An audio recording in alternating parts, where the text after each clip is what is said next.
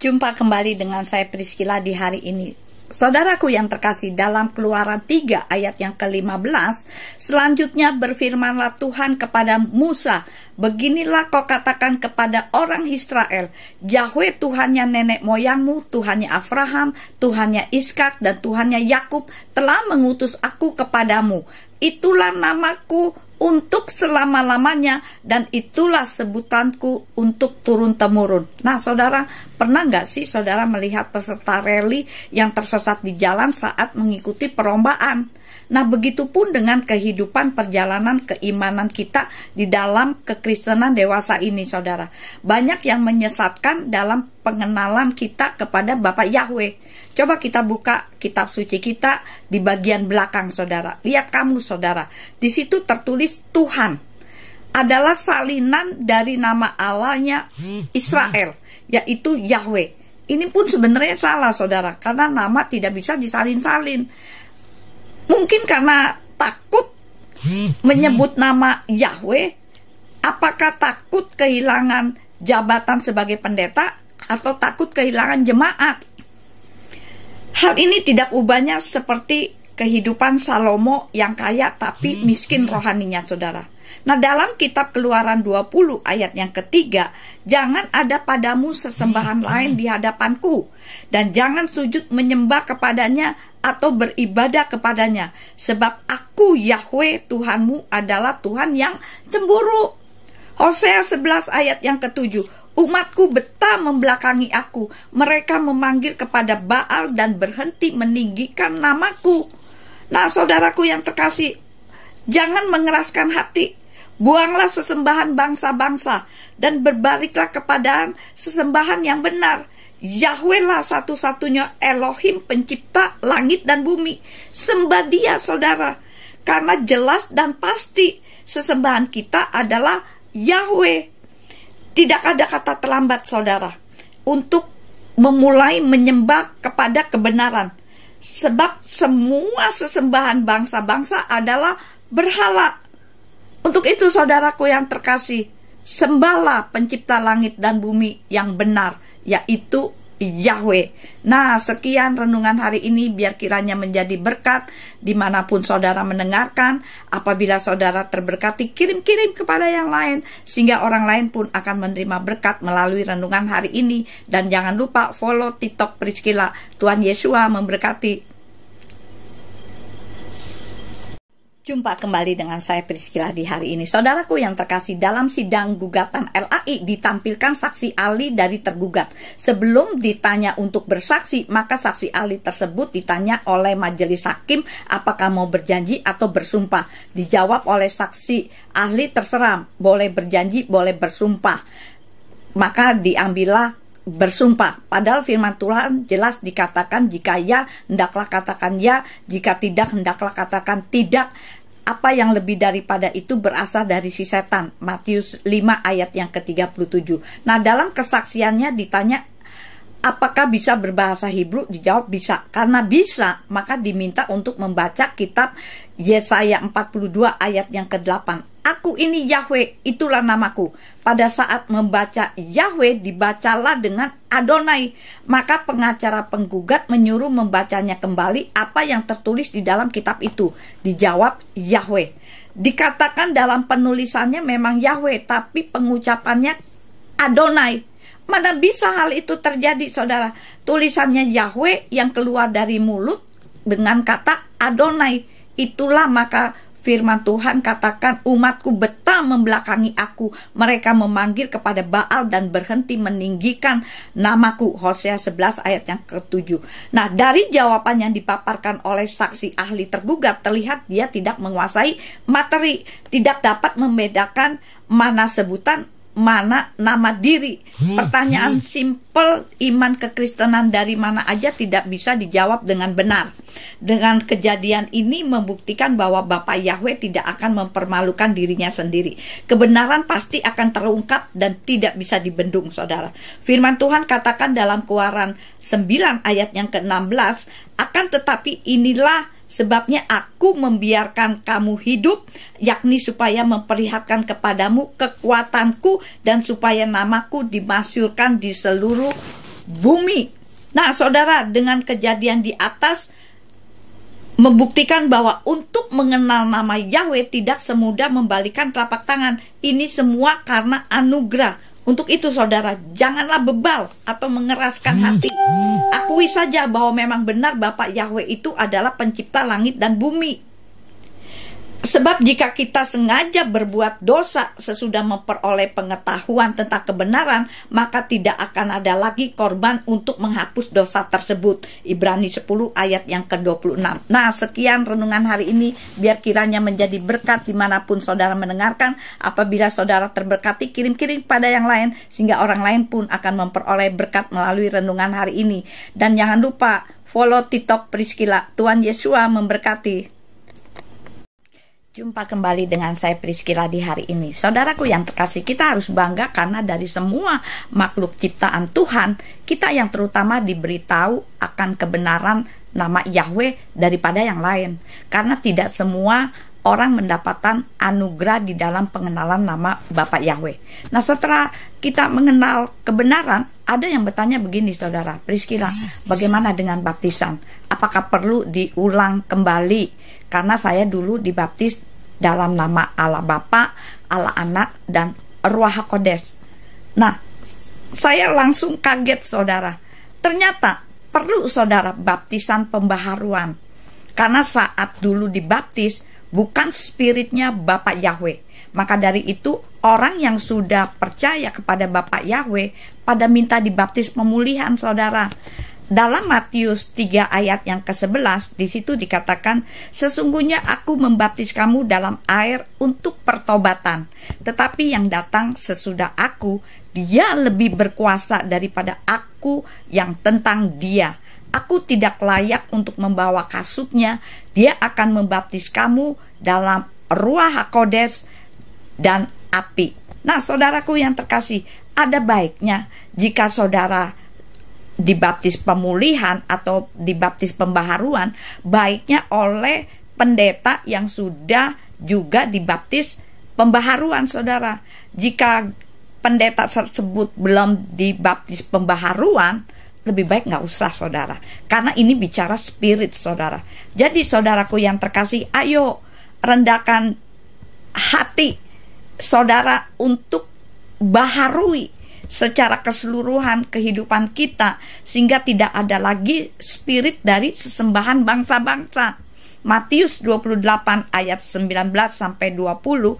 Oleh karena itu, seraya pergi, muridkanlah semua bangsa dengan membaptis mereka ke dalam nama Bapa, Putra, dan Ruach HaKodes.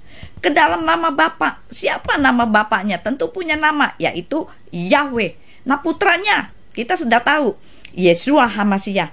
Jadi kita harus dibaptis dengan nama yang benar, saudara, yaitu dalam nama Bapak Yahweh, Yeshua HaMasiah, dan Ruach HaKodes. Nah, sekian renungan hari ini, biar kiranya menjadi berkat dimanapun saudara mendengarkannya. Apabila saudara terberkati, kirim-kirim pada yang lain, sehingga orang lain pun akan menerima berkat melalui renungan hari ini. Dan jangan lupa follow TikTok Priscilla. Tuhan Yesus memberkati. Jumpa kembali dengan saya Priscilla di hari ini. Saudaraku yang terkasih, pada hari ini saya akan berbicara salah satu kesalahan terjemahan dari kitab LAI.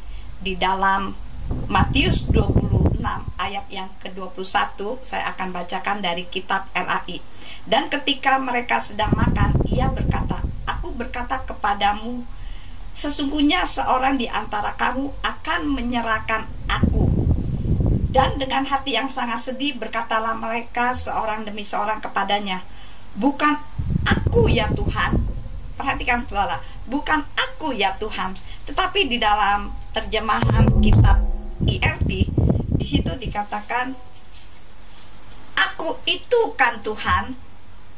Nah, saudara, kalau kita lihat dari terjemahan LAI, itu artinya bukan Yudas yang mengkhianati Tuhan Yeshua.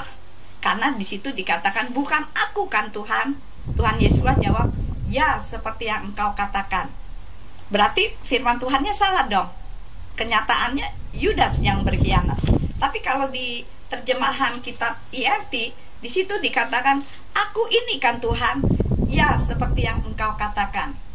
Nah, saudaraku yang terkasih, itu salah satu kesalahan terjemahan dari kitab LAI, saudara. Untuk itu, saudaraku yang terkasih, kita di dalam beriman kepada Tuhan, sebaiknya kita jangan tergantung dari kitab terjemahan, saudara. Tetapi kita perlu menyelidiki kebenaran itu sendiri dari bahasa aslinya, saudara.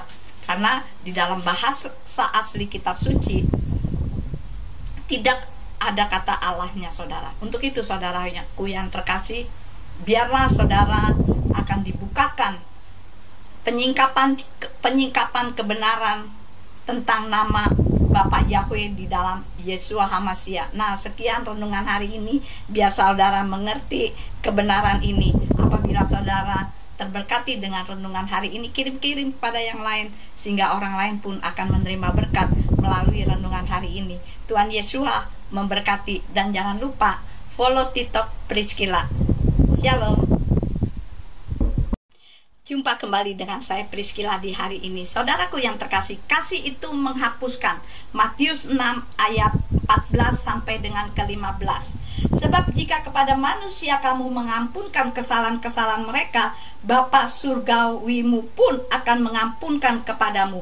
Namun jika kepada manusia kamu tidak bisa mengampunkan kesalahan-kesalahan mereka, maka Bapamu pun tidak akan mengampunkan kesalahan-kesalahanmu. Nah, saudaraku yang terkasih, ada seorang gadis kecil pergi ke sebuah toko membeli banyak pensil dan penghapus. Penjaga toko ini sempat heran kenapa gadis ini hanya membeli pensil dan penghapus tanpa membeli sebuah buku. Penjaga toko itu kemudian bertanya, mengapa engkau membeli banyak pensil dan penghapus? Mengapa engkau tidak membeli bukunya? Gadis kecil itu tersenyum dan menjawab, aku sangat membutuhkan pensil dan penghapus karena aku hanya cukup memiliki 1 lembar kertas saja. Kertas itu adalah hatiku. Bila ada orang yang menyakiti aku, akan kutulis semua apa yang dia perbuat, dan bila sudah penuh maka aku akan menghapusnya sehingga tidak ada dendam lagi di hatiku. Penjaga toko ini sempat kebingungan, saudara. Apa yang kau tulis sih? Bukankah dengan engkau menulisnya, engkau akan selalu mengingat kesalahan orang itu? Nah, sekali lagi gadis kecil ini menjawab, aku akan menuliskan nama dan apa yang orang itu perbuat kepadaku. Aku akan selalu mengingatnya agar tidak lupa. Setiap malam aku berdoa untuknya, karena kasih itu menghapuskan segala sesuatu yang jahat. Kasih itu mampu mengubah kutuk menjadi berkat. Kasih itu mampu memulihkan hati yang terluka, karena kasih yang sesungguhnya adalah berasal daripada Bapak Yahweh. Tetapi yang terutama, saudara, kasihilah sungguh-sungguh seseorang terhadap yang lain, sebab kasih itu menutupi banyak sekali kesalahan. Nah, sekian renungan hari ini. Apabila saudara terberkati dengan renungan hari ini, kirim-kirim kepada yang lain, sehingga orang lain pun akan menerima berkat melalui renungan hari ini. Dan jangan lupa follow TikTok Priscilla. Tuhan Yesus memberkati. Shalom. Jumpa kembali dengan saya Priscilla di hari ini. Saudaraku yang terkasih, topik renungan hari ini, setan menguntit saudara. Ayub 1 ayat yang ke-6. Di situ dikatakan, pada suatu hari datanglah anak-anak Elohim menghadap kepada Yahweh, dan di antara mereka datang juga si setan. Nah, saudara, ada hal yang menarik ketika kita membaca ayat tersebut.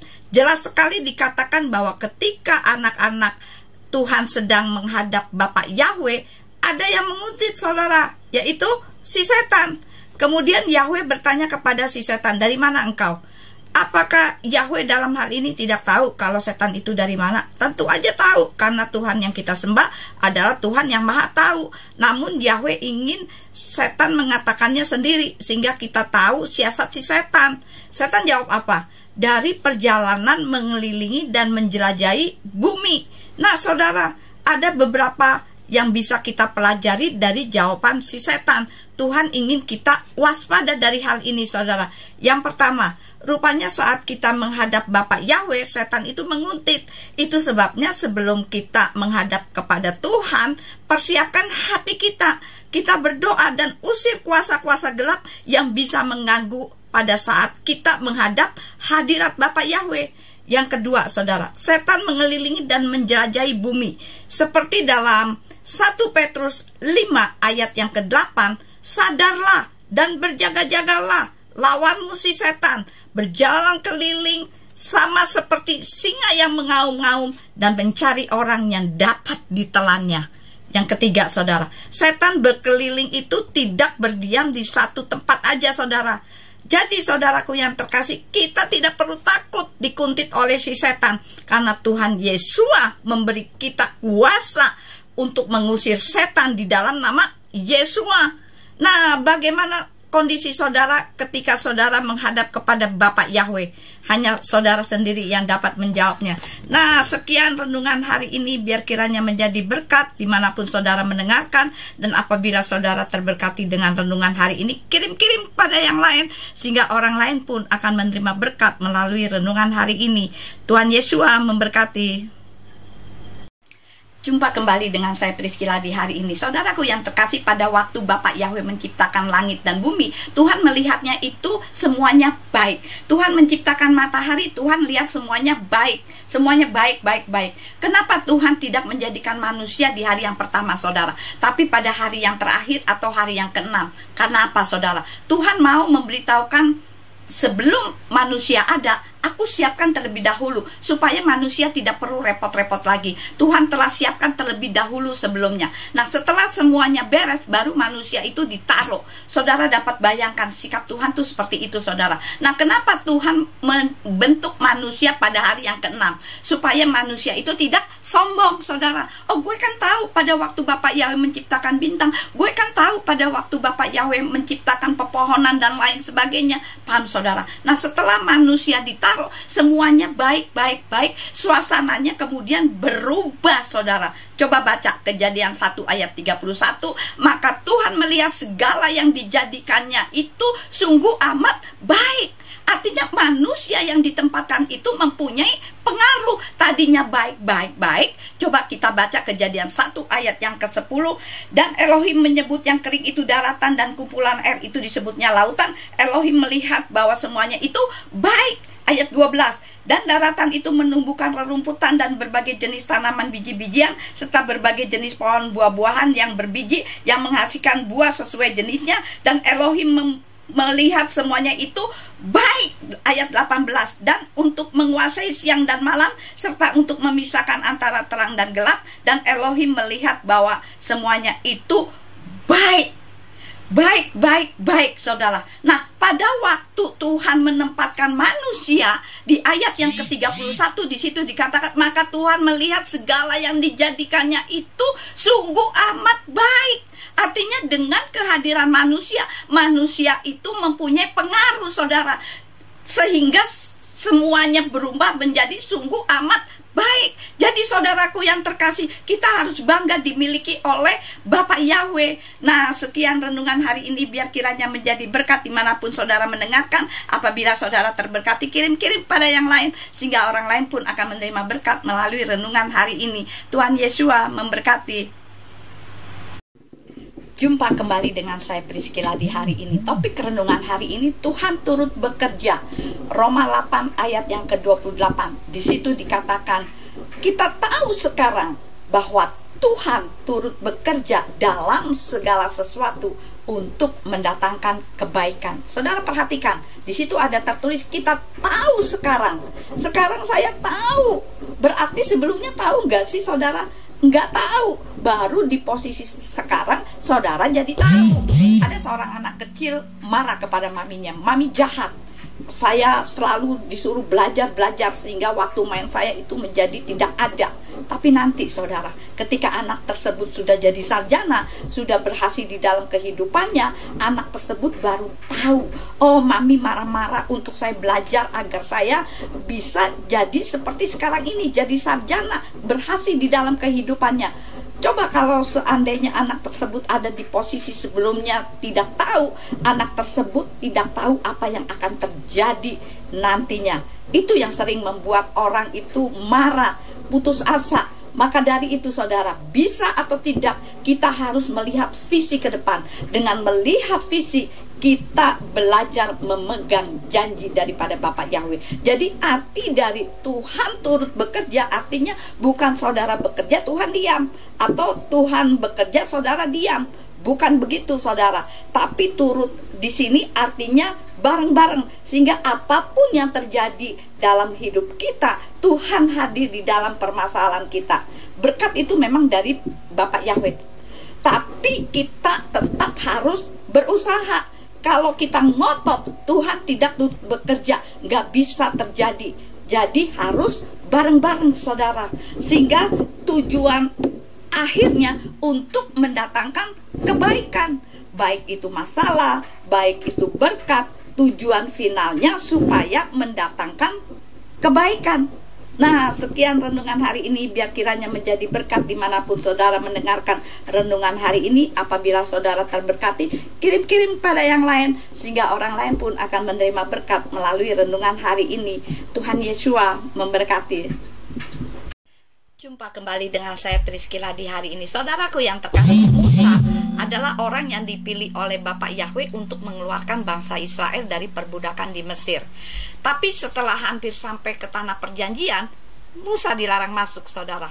Orang berpikir kesalahan Musa kan hanya kecil. Kok Bapak Yahweh tega sih? Ini bukan kesalahan besar atau kecil saudara. Sebab Yahweh sudah memberitahukan sebelumnya rambu-rambu yang harus Musa kerjakan, yaitu berbicara, bukan memukul saudara. Dan peraturan itu datangnya daripada Bapak Yahweh itu sendiri saudara. Jadi bukan berarti Bapak Yahweh itu kejam saudara. Musa memukul bukit batu itu sebanyak 2 kali. Padahal Tuhan hanya menyuruhnya berbicara, bukan memukulnya saudara. Nah, hal ini berarti Musa tidak taat akan perintah Bapak Yahweh saudara. Itu sebabnya Bapak Yahweh murka kepada Musa dan Harun saudara. Nah, jika dilihat dari kacamata manusia, kesalahan Musa itu kecil, gak ada apa-apanya saudara. Tapi jika dilihat dari kacamata Bapak Yahweh, kesalahan Musa dan Harun itu bukanlah kesalahan kecil saudara, dan bukan kesalahan yang sepele saudara. Tetapi ini sudah termasuk dosa pemberontakan saudara. Nah, untuk itu saudara, sebagai umat Tuhan, kita pun harus tahu rambu-rambu yang sudah diberikan Bapak Yahweh. Kita harus menyembah kepada Bapak Yahweh di dalam Yesua HaMasiah, dan tidak boleh ada ilah-ilah bangsa asing untuk kita sembah saudara. Karena untuk kita bisa masuk ke dalam sorga, ada passwordnya. Di dahinya ada nama Bapaknya dan nama anaknya. Wahyu 14 ayat yang pertama. Ingat password, tentu kita ingat ATM. Kalau saudara mau mengambil uang di ATM, walaupun itu uang saudara sendiri, apabila passwordnya salah, maka uang saudara tidak akan keluar. Kemudian ada orang bilang, apa kaitannya password dengan kerajaan sorga? Memangnya untuk masuk dalam sorga harus ada password? Kebanyakan orang berpikir password itu ibarat rumah, masuk rumah adalah pintunya. Sebenarnya bukan begitu saudara, melainkan kunci dari pintu itu sendiri saudara. Rumah atau sorga adalah Bapak Yahweh, pintunya adalah Yesua, kuncinya adalah kasih. Jadi saudaraku yang terkasih, kita harus taat akan perintah Bapak Yahweh sehingga kita bisa masuk ke dalam sorga. Nah, sekian renungan hari ini, biar kiranya menjadi berkat dimanapun saudara mendengarkan renungan hari ini. Apabila saudara terberkati, kirim-kirim pada yang lain, sehingga orang lain pun akan menerima berkat melalui renungan hari ini. Tuhan Yesua memberkati.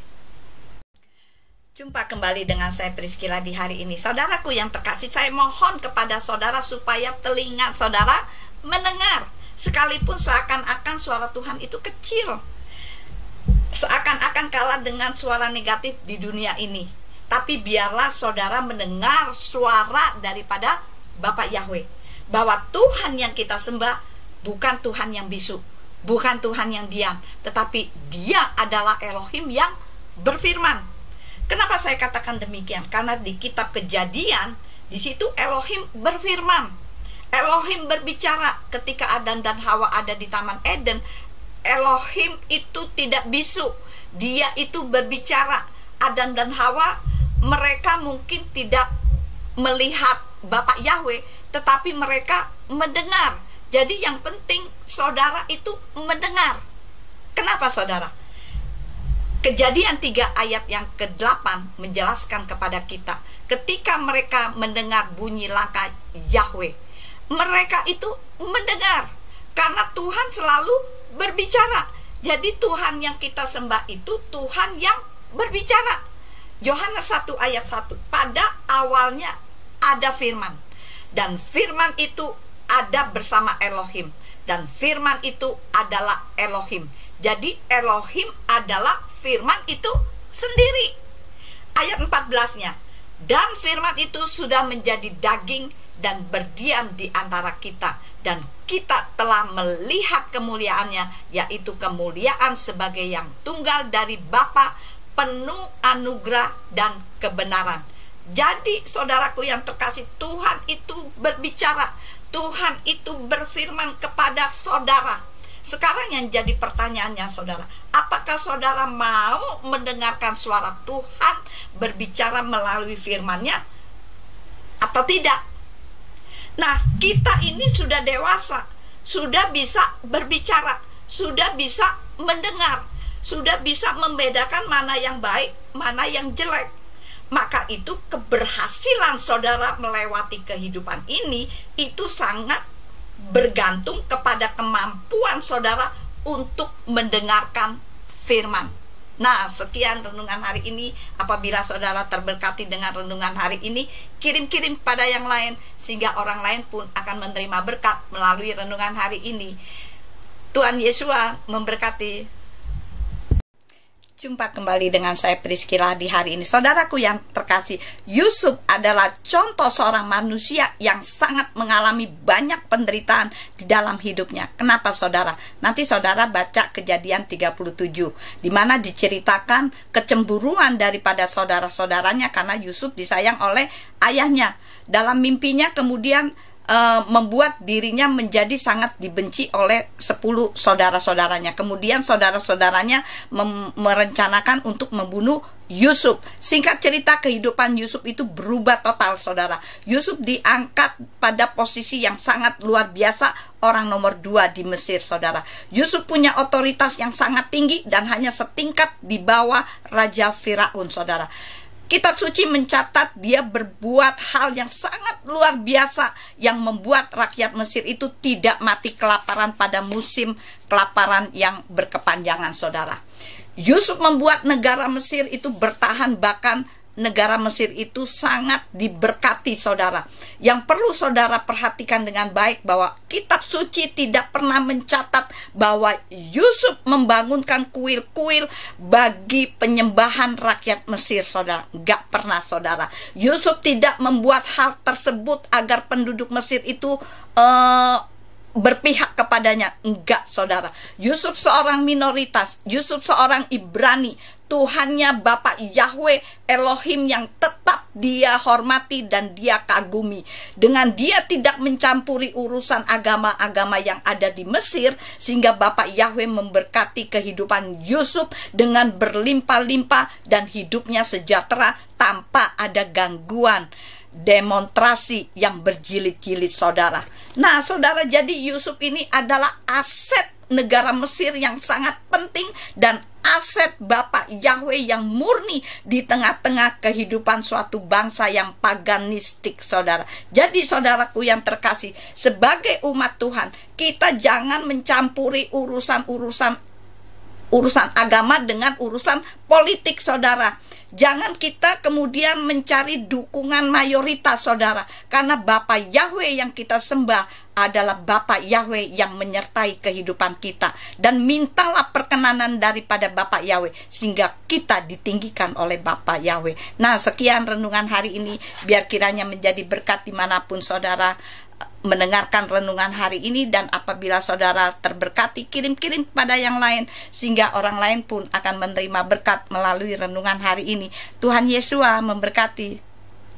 Jumpa kembali dengan saya Priscilla di hari ini. Topik renungan hari ini, rumah tabernakel duniawi kita ini akan dibongkar. Dalam 2 Korintus 5 ayat yang pertama, sebab kami tahu bahwa manakala rumah tabernakel duniawi kita ini dibongkar, kita memiliki suatu bangunan dari Elohim, yaitu sebuah rumah yang tidak dibangun oleh tangan manusia yang kekal di surga. Jadi saudaraku yang terkasih, setiap orang akan menghadapi sebuah peristiwa yang penting, yaitu hari kematian. Tidak ada seorang pun yang luput dan menolak peristiwa ini, baik orang kaya, miskin, tetap tidak bisa mengelak hari kematian. Untuk itu saudaraku yang terkasih, selagi kita hidup, jangan pernah lagi bermain-main dengan yang namanya dosa, dan kita harus tahu siapa Tuhan yang sesungguhnya sebagai pencipta alam semesta dan sebagai pemilik sorga. Ikut Tuhan itu gak gampang loh saudaraku yang terkasih, ada syarat yang harus kita penuhi.